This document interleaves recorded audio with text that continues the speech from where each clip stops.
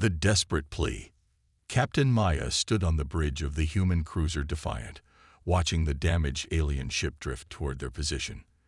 The vessel was barely holding together, hull breaches sealed with emergency patches, engines sputtering with dying energy cells, and life support systems running on backup power.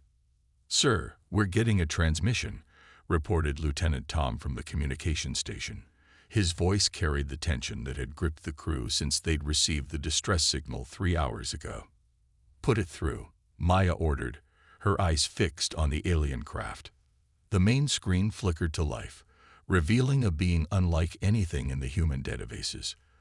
The creature had pale blue skin, 4 arms, and large black eyes that seemed to hold the weight of countless sorrows.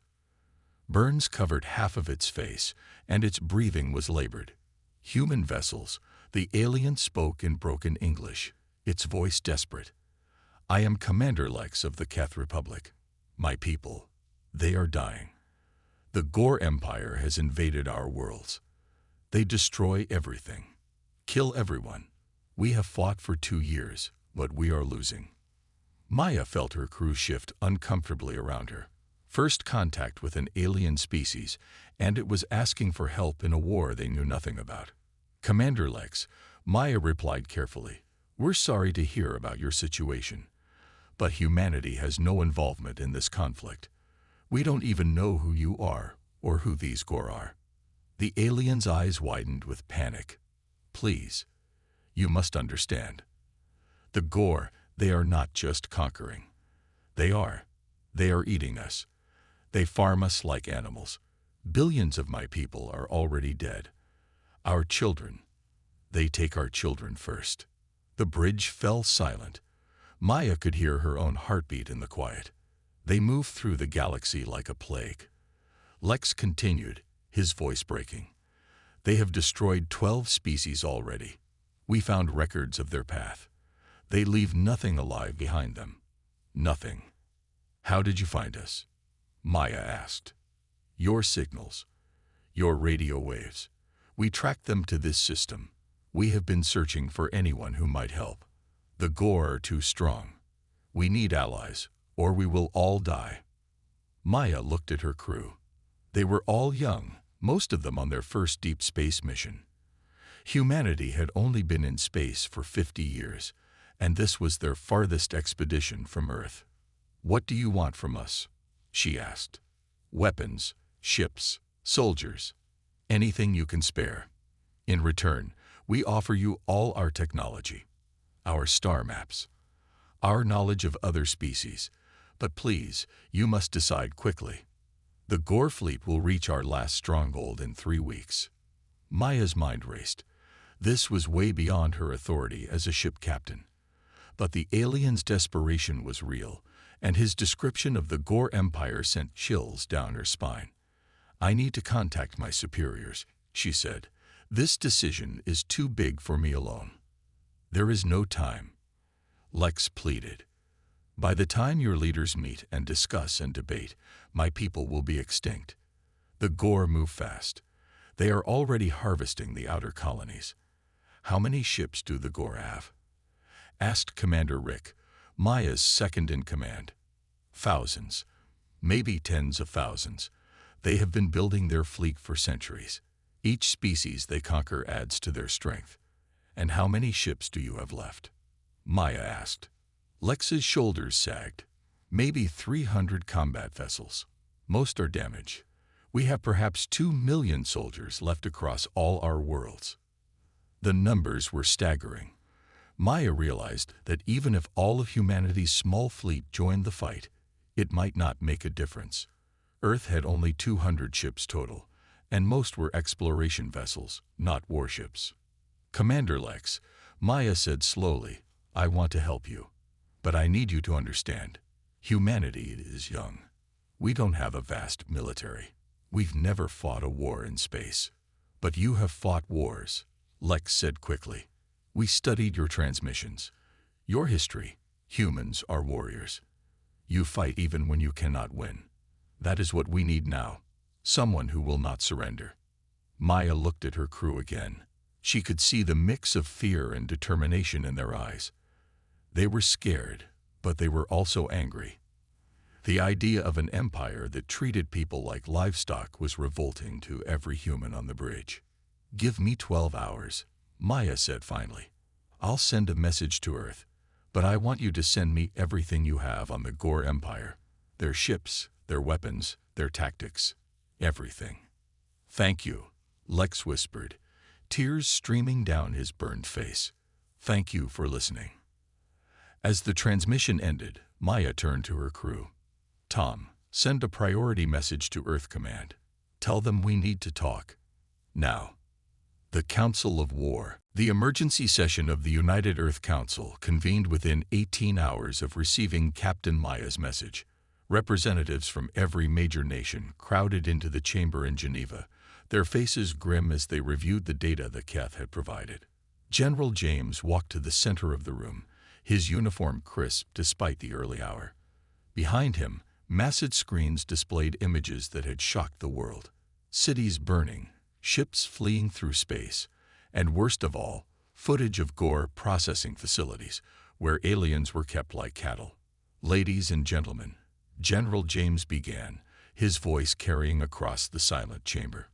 "We face a decision that will define humanity's future. The Keth Republic has provided us with extensive intelligence on the Gore Empire, and what we've learned is disturbing." President Lee of the Aegean Alliance leaned forward. "General, our military analysts say the Gore fleet outnumbers all human ships 10 to 1. How can we possibly help?" "The Gore rely on brute force and fear," General James replied. "They've conquered 12 species by overwhelming them with superior numbers. But they've never faced humans." "What makes us different?" asked Prime Minister Kate from the European Union. Dr. Alex, the head of military research, stood up. "We've studied the Gore battle records. They fight in predictable patterns. Large formations, heavy ships, direct assaults. They've never encountered an enemy that uses guerrilla tactics, asymmetric warfare, or adaptive strategies." "You're talking about our history of warfare," observed President Maria from the Americas. "But those were Earth-based conflicts. Space combat is different." "Is it?" General James challenged. "The principles remain the same. Hit where they're weak, avoid their strengths, make them fight on our terms instead of theirs." The Chinese representative, Director Wang, spoke up. "What about resources? Even if we commit our entire fleet, we're talking about 200 ships against thousands. We won't be fighting alone," General James said. "The Keth have allies. 3 other species have agreed to join if we lead the resistance. Combined, we're looking at nearly 1,000 ships." "Still outnumbered," President Lee pointed out. "But not outmatched," Dr. Alex interjected. "We've analyzed Gore technology. It's advanced but standardized. They build the same ships, use the same weapons, follow the same tactics. They're like a machine, efficient but predictable." General James activated a holographic display showing the galaxy. The Gore advance in a straight line, consuming everything in their path. They've never had to defend their rear positions because no one has ever gotten behind them. But humans excel at mobility warfare. "What's your plan?" asked Prime Minister Kate. "We don't meet them head-on," General James explained. "We let them come to the Keth homeworld. While they're focused on the siege, we hit their supply lines. Gore ships are massive. They need constant resupply. Cut that off, and they become sitting ducks." President Maria frowned. "That means sacrificing Keth worlds to buy time." "Some worlds may be lost initially," General James admitted, "but the alternative is all worlds being lost permanently." The room erupted in debate. Some representatives argued for caution, others for immediate action. The discussion grew heated until President Lee called for order.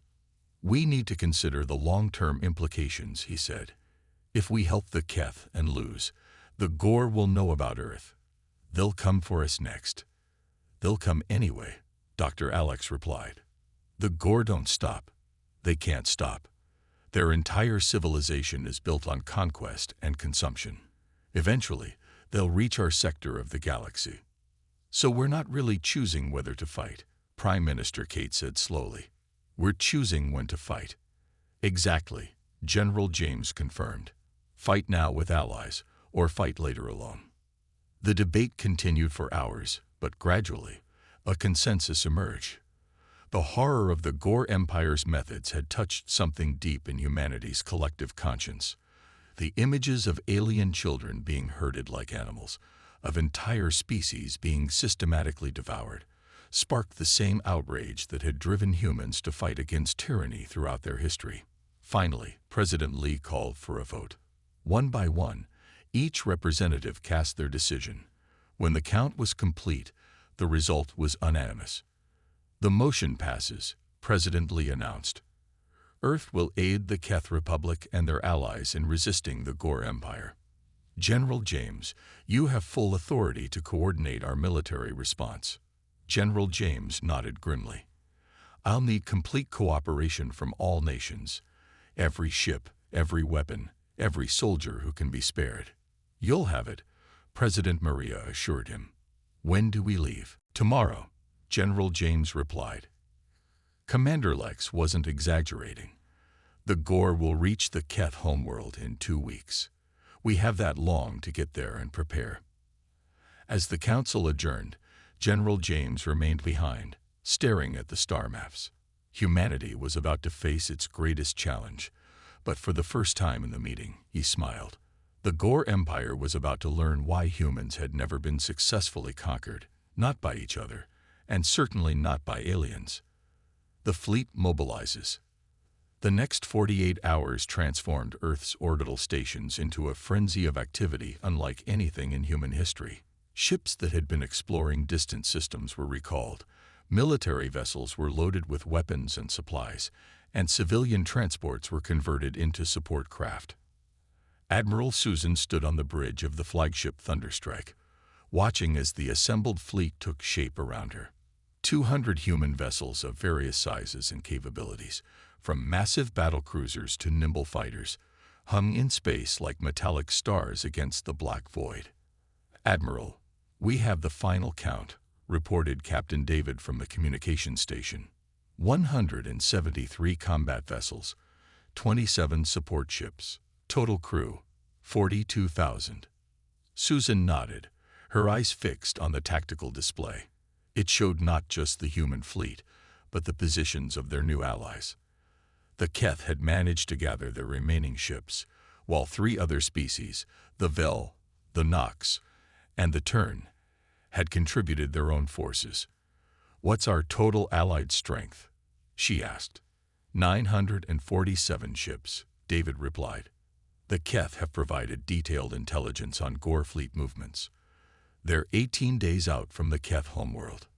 Plenty of time, Susan muttered, though she knew it wasn't true.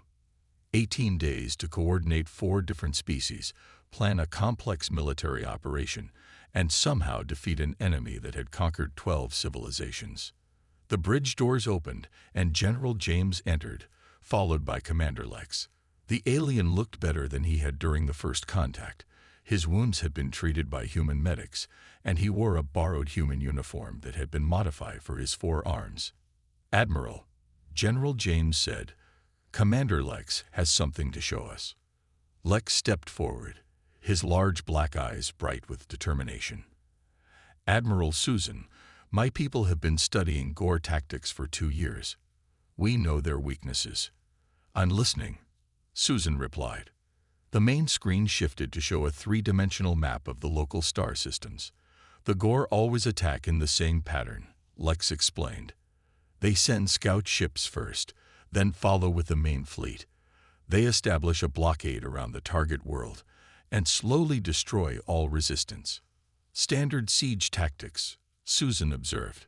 Yes, but with one critical flaw, Lex continued. They never expect counterattacks. Once they begin a siege, they focus all their attention on the planet below. Their supply lines become vulnerable. General James stepped forward. This is where human tactics come in. We've fought wars against superior numbers before. The key is mobility and surprise. Susan studied the map carefully. What about their technology? How do our weapons compare? Our shields are weaker, Lex admitted. But human weapons are more flexible. The Gore use energy weapons almost exclusively. Your kinetic weapons and missiles can penetrate their defenses more easily. Captain David looked up from his station. Admiral, we're receiving a transmission from the Vel fleet. They're requesting coordination protocols. Put them through, Susan ordered. The screen changed to show a reptilian alien with green scales and yellow eyes. Human Admiral, I am Fleet Commander Zek of the Vel Republic. My ships are ready to follow your lead. Glad to have you with us, Commander Zek, Susan replied. How many ships do you have?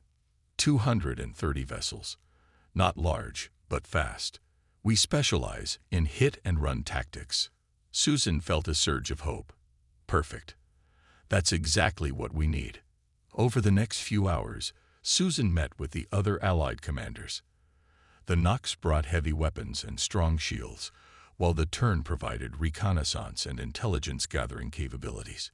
Each species had different strengths, but they all shared the same determination to stop the Gore Empire. Here's the plan, Susan announced during the final briefing. We won't engage the Gore directly at first. Instead, we'll use our mobility advantage to strike their supply convoys. The Gore ships are massive. They consume enormous amounts of energy and resources. Cut off their supplies, and they become vulnerable. Commander Lex nodded approvingly. The Gore have never faced this kind of warfare. They expect enemies to defend their homeworlds directly, which is exactly what we want them to think, General James added. We'll leave a small force to defend the Keth homeworld, making it look like a traditional last stand. Meanwhile, the main fleet will be hitting Gore supply lines throughout the sector. What about civilian evacuation? Asked Commander Zek. Already in progress, Lex replied. Most of our people have been moved to the inner colonies. The homeworld defenders are all volunteers. Susan felt the weight of command settle on her shoulders. Millions of lives depended on the decisions she would make in the coming days. But as she looked around the briefing room at the determined faces of her allies, she felt confident in their chances. All fleets, prepare for jump to hyperspace, she announced. Target, the Keth system. It's time to show the Gore Empire what happens when they pick on the wrong galaxy. The Allied fleet moved as one, disappearing into the swirling vortex of hyperspace. Behind them, Earth's orbital stations fell silent, their crews watching and waiting for news from the front lines. The thunder strikes. The Gore fleet emerged from hyperspace like a dark cloud, their massive ships blotting out the stars around the Keth homeworld. Admiral Vex, the Gore fleet commander, stood on the bridge of his flagship, the Devourer, and surveyed the target system with satisfaction. Pitiful, he growled in the harsh Gore language. Only 50 ships defending the planet. This will be over quickly. His tactical officer, a scared veteran of dozens of conquests, nodded. The Keth are finished. Their allies abandoned them. But Admiral Vex didn't see the real battle beginning far behind his fleet. In the outer system, near the asteroid belt, Admiral Susan's strike force was already moving. All ships maintain radio silence. Susan whispered into her communicator. Turn scouts report 3 Gore supply convoys approaching from hyperspace. Each convoy has 50 ships. The human fleet had been waiting for 2 days, hidden among the asteroids using stealth technology borrowed from the Nox. The Gore had never encountered enemies who could hide so effectively. Veld squadrons, take the first convoy, Susan ordered. Nox heavy cruisers, target the second. Human fleet will handle the third. Understood, Admiral Susan, came the reply from Commander Zek. Vel ships moving to attack position. The first convoy dropped out of hyperspace exactly where Turn Intelligence had predicted. 50 massive Gore supply ships, each one larger than Earth's biggest battleship, appeared in formation. They moved slowly, confident in their safety so far from the battle zone. They were wrong. The Vel fleet struck like lightning. 200 fast attack ships emerged from behind asteroids, their weapons blazing. The Gore supply ships were heavily armored but lightly armed, designed to carry resources, not fight battles. Direct hits on multiple targets, reported Commander Zek. Gore ships are trying to turn, but they're too slow. Within minutes, the first convoy was destroyed. Explosions lit up the asteroid belt as Gore supply ships died one by one. Not a single Vel ship was lost. The second convoy fared no better. The Nox heavy cruisers used their superior firepower to punch through Gore armor like it was paper. Their shields absorbed the few return shots with ease. Convoy 2 eliminated, reported the Nox commander, moving to support the human fleet. But the human fleet didn't need support. Captain Maya, now commanding a squadron of destroyers, led the attack on the third convoy with surgical precision. Human ships darted between the massive Gore vessels, firing kinetic weapons at point-blank range. Their shields can't handle our railgun rounds, Maya reported to Admiral Susan. We're punching right through their armor. The Gore supply ships tried to fight back, but their energy weapons were designed for ship-to-ship combat at long range. The humans were too close, too fast, and too unpredictable. All convoys destroyed, Susan announced to the Allied fleet. Phase 1 complete. Gore ground forces are now cut off from resupply. On the bridge of the Devourer, Admiral Vex received the news with shock. What do you mean, destroyed? Who attacked them? Unknown ships, sir, his communications officer reported. The convoys sent distress signals, but they were cut off quickly. No survivors. For the first time in his career, Admiral Vex felt uncertain. The Gore Empire had conquered 12 species using the same tactics. Overwhelming force applied directly to enemy homeworlds. No one had ever attacked their supply lines. Send a patrol to investigate, he ordered, and request reinforcements from the nearest Gore base.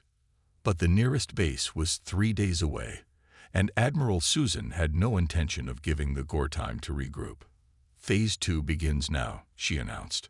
All ships prepare for hit-and-run attacks on the main Gore fleet. The Allied fleet split into small groups, each one targeting a different section of the massive Gore formation. They struck quickly, destroying a few ships before disappearing back into the asteroid belt. The Gore tried to pursue, but their ships were too large and slow to catch the nimble Allied vessels. Every time they sent a patrol, it was ambushed and destroyed. Sir, we've lost 60 ships in the last 12 hours, reported Admiral Vex's tactical officer. The enemy is using guerrilla tactics. They won't stand and fight. Cowards, Vex snarled. Order the fleet to close formation. Protect the siege ships. But clustering together only made the Gore fleet a bigger target. Human missiles, fired from extreme range, found their marks among the tightly packed ships. Nox energy weapons punched through multiple Gore vessels at once. Meanwhile, on the Keth homeworld, Commander Lex watched the battle from the defense center. The Gore had been bombarding the planet for 2 days, but their attack was weakening.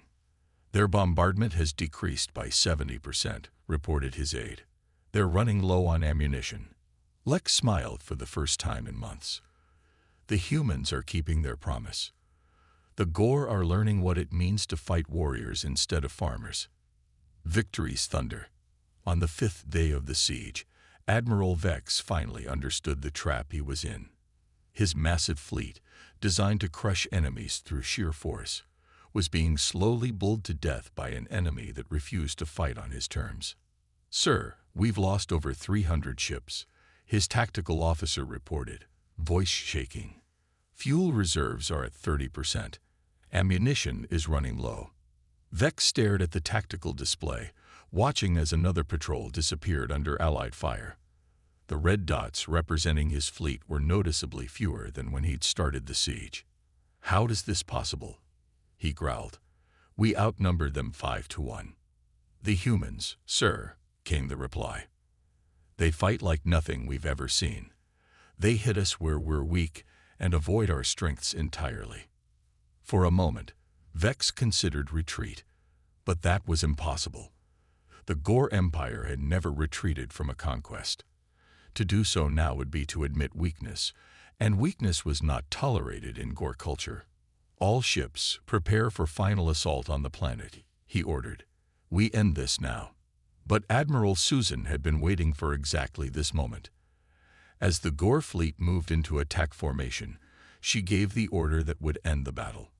"All Allied fleets, execute Thunder Protocol."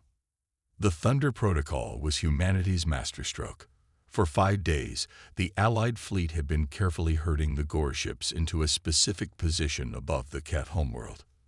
Now, they were exactly where Susan wanted them.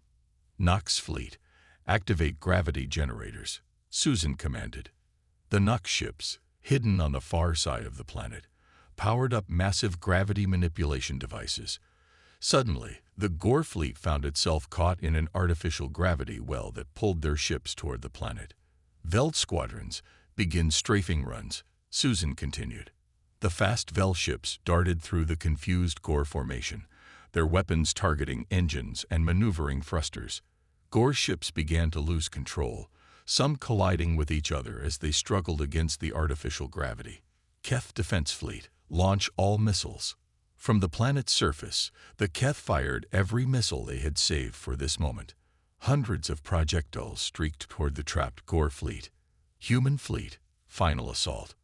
Admiral Susan's ships emerged from the asteroid belt at full speed, their weapons blazing. They struck the Gore fleet from behind, while it was distracted by the missile barrage and gravity manipulation. On the bridge of the Devourer, alarms blared as the ship shook under multiple impacts. Admiral Vex watched in horror as his proud fleet was torn apart by coordinated attacks from all directions. "Sir, the Ravager is gone. The destroyer is losing power," his tactical officer screamed. Through the chaos, Vex saw something that chilled him to his core. Human ships were moving through his formation with impossible precision, their smaller size allowing them to dodge between his massive vessels while delivering devastating close-range attacks. "They're not just fighting us," he realized. "They're dancing around us." The Devourer shuddered as human railgun rounds penetrated its hull. Emergency lights flickered on the bridge as life support systems struggled to maintain atmosphere. "Sir, we have to surrender," his tactical officer pleaded. "The Gore do not surrender." Vex roared, but even as he spoke, he knew the battle was lost. Captain Maya, commanding the human destroyer Lightning, watched as the last Gore ships tried to flee the battle. "Not today," she muttered, ordering her ships to pursue. The Vel fleet, with their superior speed, caught the fleeing Gore vessels before they could reach hyperspace. The ancient empire that had devoured 12 species was finally brought to an end in the space above the world they had come to conquer. Admiral Susan to all Allied fleets, came the transmission that ended the battle. Gore fleet destroyed. Siege broken. Victory achieved. On the planet below, Commander Lex and his people watched as the debris of the Gore fleet burned in their atmosphere like falling stars. After 2 years of hopeless struggle, they were finally free. "How do we thank them?" asked Lex's aide, watching the human ships regrouping in orbit. "We survive," Lex replied. "We rebuild. We make sure the galaxy remembers what happened here." Across the Allied fleet, crews celebrated their victory, but Admiral Susan remained focused on the future. The Gore Empire was vast, and other fleets would come seeking revenge. "Send a message to Earth," she ordered. "Tell them we won the first battle. But the war is just beginning. We'll need more ships, more allies, and more thunder." The human fleet had proven something that day. Sometimes, the galaxy's greatest predators weren't the ones with the biggest teeth, but the ones who knew how to use them wisely. Humanity had entered the galactic stage, and the sound of their arrival echoed like thunder across the stars.